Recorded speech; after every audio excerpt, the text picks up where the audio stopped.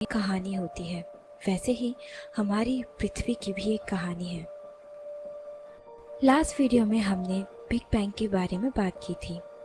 Big bang होने के बाद यूनिवर्स फैलता चला गया, जिससे स्टार्स, गैलेक्सीज और प्लैनेट का निर्माण हुआ। हमारे सोलर सिस्टम का निर्माण भी इसी से हुआ था। हीलियम और हाइड्रोजन जैसी लाइट एलिमेंट से सूर्य बना और हैवी एलिमेंट से प्लैनेट्स बन गए। आज से 4.5 बिलियन ईयर्स पहले पृथ्वी एक रॉकी मास स्ट्रक्चर के रूप में सन के चक्कर लगा रही थी, जिस पर किसी जीव का होना पॉसिबल ही नहीं था। सुपरनोवा रेडिएशन की वजह से पृथ्वी बहुत ज़्यादा गर्म थी। उसकी सरफेस पर वॉल्केनिक इरप्शंस होने लगे और साथ में काफ़ी सारे उल्कापिंड पृथ्वी की सतह से टकराने लगे। इस दौरान पृथ्वी इतनी गर्म हो चुकी थी कि वो पिघलने लगी। हैवी एलिमेंट्स जैसे कि आयरन पिघल के पृथ्वी के सेंटर में आ गए और हल्के एलिमेंट्स पृथ्वी की ऊपरी सतह पर पहुंच गए। इन सब ट्रांसफॉर्मेशन की वजह से पृथ्वी की लेयर्स बनी। यह माना गया है कि पृथ्वी के निर्माण के दौरान मार्स के साइज का एक प्लैनेट हमारी पृथ्वी से टकरा गया था, जिसकी डस्ट से एक बड़ा सा बादल बना, जिसने धीरे धीरे चंद्रमा का रूप ले लिया और पृथ्वी के चक्कर लगाने लगा। पृथ्वी से टकराने वाले उल्कापिंड अपने साथ वो मिनरल्स लेकर आए जो पृथ्वी पर जीवन की उत्पत्ति के लिए जरूरी थे। आज से 3.9 बिलियन ईयर्स पहले पृथ्वी के एटमॉस्फेयर यानी कि वायुमंडल का निर्माण हुआ। धीरे धीरे पृथ्वी का तापमान कम होता गया और वो शांत होती गई। इस समय पृथ्वी की रोटेशन स्पीड इतनी ज्यादा थी कि एक दिन सिर्फ 15 घंटों का होता था। समय के साथ साथ पृथ्वी और ठंडी हो गई और इसी के साथ समुद्र और द्वीप का निर्माण हुआ। लगभग 3.2 से 2.4 बिलियन ईयर्स पहले फोटोसिंथेटिक जीव जैसे कि साइनोबैक्टीरिया की उत्पत्ति हुई। पानी के अंदर इन जीवों ने स्ट्रोमेटालाइट्स जैसी रॉक्स का निर्माण किया, जिन्होंने ऑक्सीजन रिलीज किया और पृथ्वी के एटमॉस्फेयर को ऑक्सीजन से भर दिया। अब तक केवल पानी के अंदर ही जीवन था, क्योंकि पृथ्वी की सतह पर रेडिएशन से बचने का कोई तरीका नहीं था। उस वक्त एटमॉस्फेयर में मीथेन सबसे ज्यादा थी। मीथेन और ऑक्सीजन के मिलने से कार्बन डाइऑक्साइड बनी, जो कि एक ग्रीन हाउस गैस है, लेकिन कम मात्रा में होने के कारण ग्रीन हाउस इफेक्ट का प्रभाव अभी बहुत कम था, जिस वजह से अर्थ जमने लगी और अगले 300 मिलियन ईयर्स तक वो बर्फ के गोले में तब्दील हो गई। ये पृथ्वी का पहला आइस एज था। इस दौरान ऑक्सीजन बढ़ने से पृथ्वी की ओजोन लेयर काफी स्ट्रॉन्ग हो गई, जिस वजह से अब धरती की सतह पर भी जीवन होने के आसार बढ़ने लगे। धीरे धीरे कार्बन डाइऑक्साइड बढ़ी और पृथ्वी एक बार फिर से सामान्य स्थिति में आ गई। इसके बाद फंगी का निर्माण हुआ और वो खुद को विकसित करने लगी।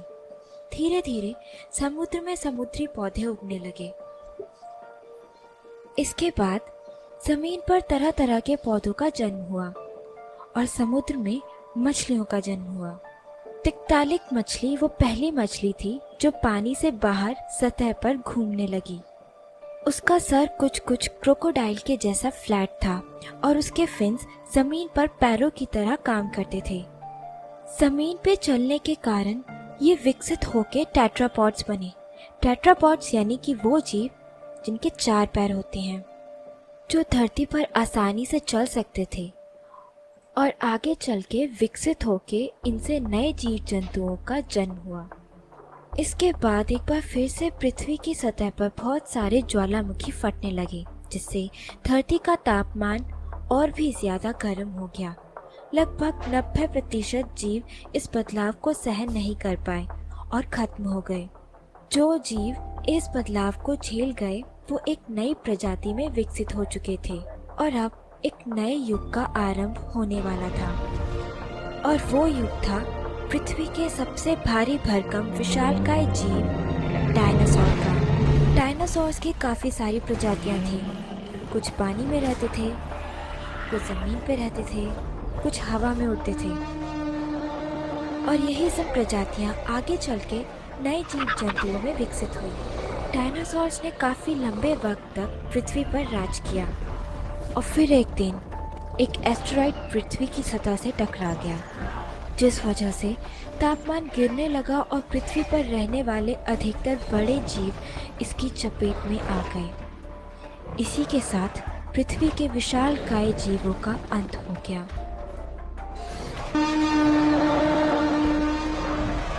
डायनासोर के जाने से एक नई प्रजाति को फलने फूलने का अवसर मिला। वो प्रजाति थी मैमल्स की। मैमल्स ने खुद को इस महाविनाश से बचा लिया था। इस महाविनाश के बाद धरती धीरे धीरे सामान्य होने लगी। और आसानी से समझने के लिए हम एक बार टाइमलाइन को देख लेते हैं। आज से 3.9 बिलियन ईयर्स पहले एटमॉस्फेयर बना, जिसके बाद एक कोशिकाएं जीव यानी कि सिंगल सेल ऑर्गेनिज्म का जन्म हुआ।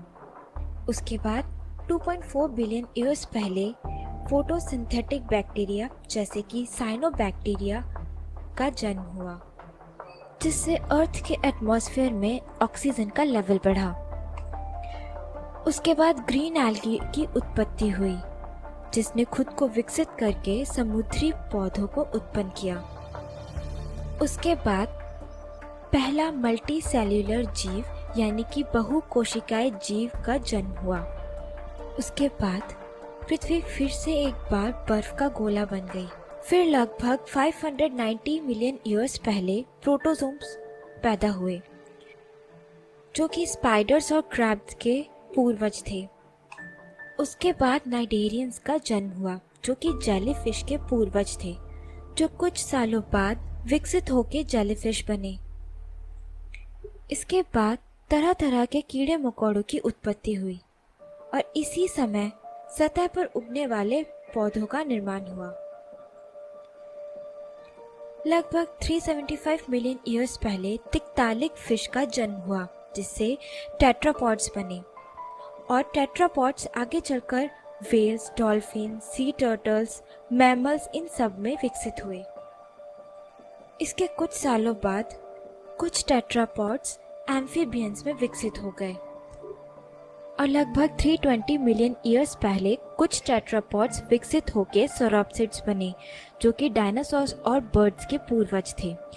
और कुछ टेट्रापॉड्स विकसित होकर सिनैप्सिड्स बने, जिनसे मैमल्स की उत्पत्ति हुई। इसके बाद डायनासोर्स की दुनिया शुरू हुई।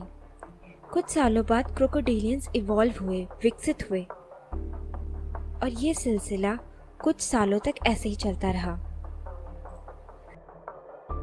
फिर लगभग 65 मिलियन ईयर्स पहले एक एस्टेरॉइड गिरने से डायनासोर के युग का अंत हुआ। उसके बाद इंडोहाइस विकसित हुए और उनके विकसित होने से व्हेल्स की उत्पत्ति हुई। व्हेल्स के पूर्वजों ने खुद को पानी में जाके विकसित किया। पहली व्हेल का नाम पैकीसीटस था, जो कि एक जमीन पे चलने वाला जीव था, और पानी में जाके खुद को धीरे धीरे उसने व्हेल में तब्दील किया। इसके बाद बटरफ्लाइज का जन्म हुआ और धीरे धीरे एप्स, डियर्स, जिराफ, हाइना, गिबन्स, ओरंगुटैन्स विकसित होते होते गोरिल्लास, ज़ेब्रास, एलिफेंट्स, लॉयंस और कंगारू जैसे जीव अस्तित्व में आए। आगे चल के इसी तरह विकसित होते होते कई प्रजातियां बनी और इस तरह